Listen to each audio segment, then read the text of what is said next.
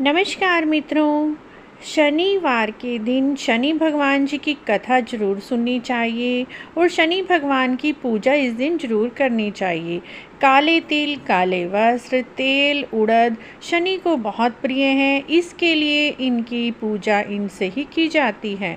शनिदेव के दिन शनिवार की कथा भी ज़रूर सुननी चाहिए। तो आज हम आपसे शनिवार की प्रसिद्ध कथा सुना रहे हैं, जो आप शनिवार को अवश्य ही सुने। एक समय सूर्य, चंद्रमा, मंगल, बुध, बृहस्पति, शुक्र, शनि, राहु और केतु इन ग्रहों में आपस में झगड़ा हो गया कि हम सब में सबसे बड़ा कौन है। सब अपने आप को बड़ा कहते थे। जब आपस में कोई निर्णय ना हो सका, तब सब के सब आपस में झगड़ते हुए भगवान इंद्र के पास गए और कहने लगे, आप देवताओं के राजा हैं, इसीलिए आप हमारा न्याय करके बताएं, हम 9 ग्रहों में सबसे बड़ा कौन है। राजा इंद्र उनका प्रश्न सुनकर घबरा गए और कहने लगे, मुझ में यह सामर्थ्य नहीं कि मैं किसको बड़ा और किसको छोटा बताऊं। मैं अपने मुंह से किसी को कुछ नहीं कह सकता हूँ। हाँ, एक उपाय हो सकता है। इस समय पृथ्वी पर राजा विक्रमादित्य दूसरों के दुखों का निवारण करने वाले हैं, इसीलिए तुम सब मिलकर उन्हीं के पास जाओ, वही तुम्हारे दुखों का निवारण करेंगे। यह सुनकर सभी ग्रह देवता चलकर भूलोक में राजा विक्रमादित्य की सभा में जाकर उपस्थित हो गए। तब 9 के 9 ग्रह राजा विक्रमादित्य की सभा में पहुँचे। राजा से अपनी बात कही। राजा उन सब की बात सुनकर बड़ी चिंता में पड़ गए कि मैं अपने मुंह से किसको बड़ा और किसको छोटा बताऊं। जिसको छोटा बताऊंगा वही क्रोध करेंगे और उनके झगड़े को निपटाना भी बहुत ज़रूरी था। तो राजा ने एक उपाय सोचा। उन्होंने 9 धातुओं का आसन बनवाए। सोना, चांदी, कांसा, पीतल, सीसा, रागा, जस्ता, अभ्रक और लोहा 9 धातुओं के 9 आसन बनाए गए। उन आसनों को क्रम से रखा गया और सोने को सबसे बड़ा आसन सबसे पहले रखा गया और लोहे को सबसे बाद में रखा गया। इसके बाद राजा ने सब 9 ग्रहों से कहा, आप सब अपने अपने आसन पर बैठिए। जिसका आसन सबसे आगे है वो सबसे बड़ा है और जिसका आसन सबसे पीछे है वह सबसे छोटा है। क्योंकि लोहा सबसे पीछे था और वह शनिदेव का आसन था, इसीलिए शनिदेव ने समझ लिया कि राजा ने उन्हें ही सबसे छोटा बताया है। इस पर शनिदेव को बड़ा ही क्रोध आया और कहा, राजा तू मेरे पराक्रम को नहीं जानता। सूर्य एक राशि में 1 महीना, चंद्रमा 2.25 दिन, मंगल 1.5 महीना, बृहस्पति 13 दिन, बुध और शुक्र 1 महीना, परंतु मैं एक राशि में 2.5 अथवा 7.5 साल तक रहता हूँ। बड़े बड़े देवताओं को भी मैंने भीषण दुख दिए हैं। राजन सुनो, राम जी को 7.5 आई तो वनवास हो गया। रावण को आई तो राम और लक्ष्मण सेना लेकर लंका पर चढ़ाई कर दी, रावण कुल का नाश कर दिया। हे राजा, अब तू सावधान हो। राजा कहने लगा, जो कुछ भाग्य में लिखा है देखा जाएगा। उसके बाद अन्य ग्रह तो प्रसन्न होकर वहां से चले गए, परंतु शनिदेव वहां से बड़े ही क्रोध में गए। कुछ समय बीतने के बाद जब राजा को 7.5 की दशा आई तो शनिदेव घोड़ों के सौदागर बनकर अनेक सुंदर घोड़ों के साथ राजा की राजधानी में आए। राजा ने सौदागर के आने की खबर सुनी तो उन्होंने अश्वपाल को अच्छे अच्छे घोड़े खरीदने की आज्ञा दी। अश्वपाल एक अच्छी नस्ल के घोड़े को देखकर उसका मूल्य सुनकर चकित रह गई, परंतु राजा को जब यह खबर लगी तो वह भी घोड़े देखने के लिए आए और एक अच्छा सा घोड़ा चुनकर सवारी के लिए उस पर चढ़ गए। जैसे ही राजा घोड़े के ऊपर चढ़े, घोड़ा जोर से दौड़ पड़ा और राजा को लेकर वहां से भाग चला और राजा को जंगल में फेंककर अंतर ध्यान हो गया। कुछ देर के बाद राजा ने भूख और प्यास से दुखी होकर भटकते भटकते एक ग्वाले को देखा। ग्वाले ने राजा को प्यास से व्याकुल देखकर पानी पिलाया। राजा की उंगली में एक अंगूठी थी। राजा ने वह अंगूठी निकालकर प्रसन्नता से ग्वाले को दे दी। शहर की ओर चल दिए। राजा शहर में पहुंचकर एक सेठ की दुकान पर बैठ गए।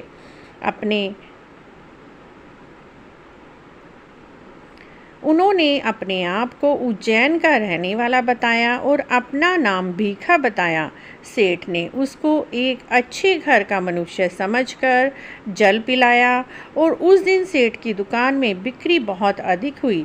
तब सेठ उसको अच्छा पुरुष समझकर अपने घर भोजन के लिए ले गया। भोजन करते समय राजा ने आश्चर्य की बात देखी कि खूंटी पर लटका हार खूंटी ही निगल रही है।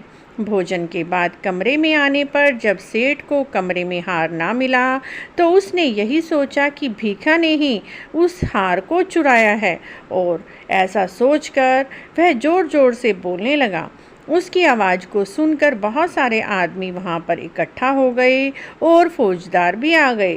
फौजदारों ने राजा को चोर समझकर पकड़ लिया और सेठ के कहने पर पुलिस वालों ने राजा को जेल में डाल दिया और उसके हाथ पैर काट दिए और उसको चुरंगिया बना दिया। राजा की पालना करते हुए राजा के हाथ पैर काट दिए गए थे। इसके बाद कुछ काल बीतने के बाद एक तेली उसको अपने घर ले गए और कोलू पर बिठा दिया। भीखा उस पर बैठा हुआ अपनी जुबान से बैल हाँकता रहता। शनि की दशा खत्म हो गई। एक रात को वर्षा ऋतु के आने पर वह मल्हार राग गाने लगा। उसका गाना सुनकर उस शहर के राजा की कन्या उसके राग पर मोहित हो गई और दासी को भेजा कि शहर में कौन गा रहा है। दासी सारे शहर में फिरती फिरती देखती है, तेली के घर पर चौरंगिया राग गा रहा है। दासी ने महल में जाकर राजकुमारी को सब बात बताई। यह सुनकर राजकुमारी ने मन ही मन प्रण कर लिया, चाहे कुछ भी हो जाए वह चौरंगिया के साथ विवाह करेगी। प्रातःकाल होते ही जब दासी ने राजकुमारी को जगाना चाहा तो राजकुमारी अनशन व्रत लेकर पड़ी रही। जब दासी ने रानी के पास जाकर राजकुमारी के ना उठने की बात बताई, रानी ने तुरंत आकर राजकुमारी को जगाया और उसके दुख का कारण पूछा। राजकुमारी ने कहा, माँ, मैंने एक प्रण लिया है। तेली के घर में जो चौरंगिया है उसी के साथ मैं विवाह करूंगी। माता ने कहा, पगली, यह क्या बात कह रही हो? तेरा तो विवाह किसी देश के राजा के साथ होगा।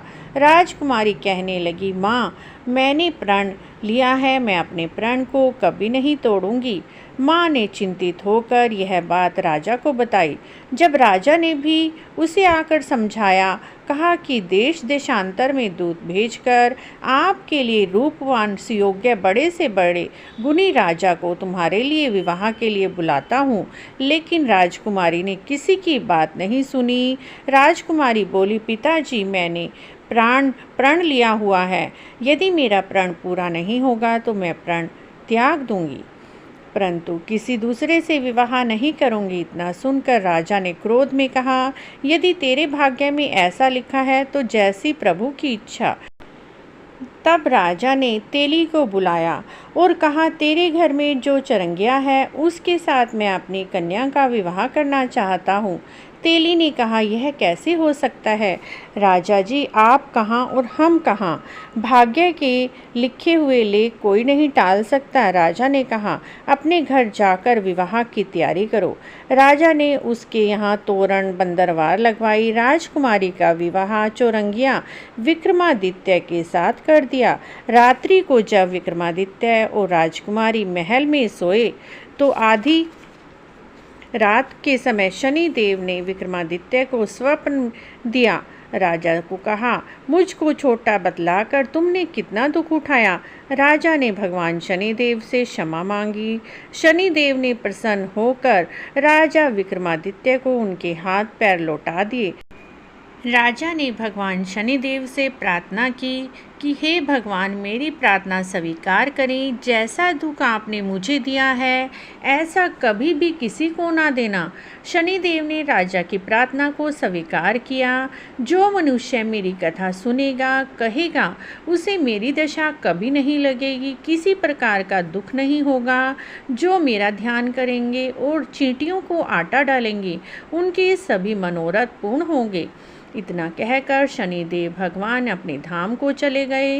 राजकुमारी की आंख खुली, उसने राजा के हाथ पैर देखे तो वह दंग रह गई। उसको देखकर राजा ने अपना समस्त हाल बताया कि मैं उज्जैन का राजा विक्रमादित्य हूँ। यह सुनकर राजकुमारी बहुत ही खुश हुई। प्रातःकाल राजकुमारी से उसकी सखियों ने पूछा कि आपके पति के बारे में बताएं। तब उसने प्रसन्न होकर सब कुछ कह दिया। ईश्वर ने उनकी मनोकामना पूर्ण कर दी थी। जब सेठ को पता चला चौरंगिया तो राजा विक्रमादित्य हैं, तब सेठ ने विक्रमादित्य के पैरों में गिरकर क्षमा मांगी। आप पर मैंने झूठा चोरी का आरोप लगाया था, आप मुझे जो चाहें दंड दे दें। राजा ने कहा, मुझ पर शनि भगवान का कोप था, इसी कारण यह सब दुख प्राप्त हुआ है। इसमें तुम्हारा कोई दोष नहीं, तुम अपने घर जाकर अपना कार्य करो। सेठ बोला, मुझे तभी शांति मिलेगी जब आप मेरे घर चलकर भोजन करेंगे। राजा ने कहा, जैसी तुम्हारी मर्जी। सेठ ने उन्हें अपने घर बुलाया। जब राजा भोजन कर रहे थे तब राजा ने देखा कि जो खूंटी हार पहले निगल रही थी उसने हार उगल दिया है। जब भोजन समाप्त हो गया, सेठ ने हाथ जोड़कर बहुत सी मोहरें राजा को भेंट में दी और कहा, मैं अपनी लड़की श्री कंवरी का पाणी ग्रहण आपके साथ करना चाहता हूँ। इसके बाद सेठ ने अपनी कन्या का विवाह राजा के साथ कर दिया और बहुत सा दान दहेज दिया। इस प्रकार कुछ दिन के बाद विक्रमादित्य ने वहीं पर निवास किया। कुछ दिन के बाद राजा विक्रमादित्य अपनी दोनों पत्नियों के साथ उज्जैन की तरफ चले। जब शहर के पास पहुँचे तो राजा के आने की खबर सुनकर समस्त उज्जैन की प्रजा ने राजा का स्वागत किया। राजा अपने महल में पधारे।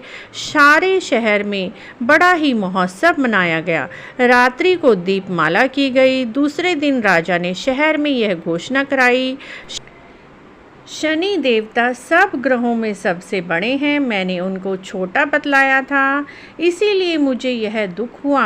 इस कारण सारे शहर में सदा शनि देव की पूजा और कथा होनी चाहिए।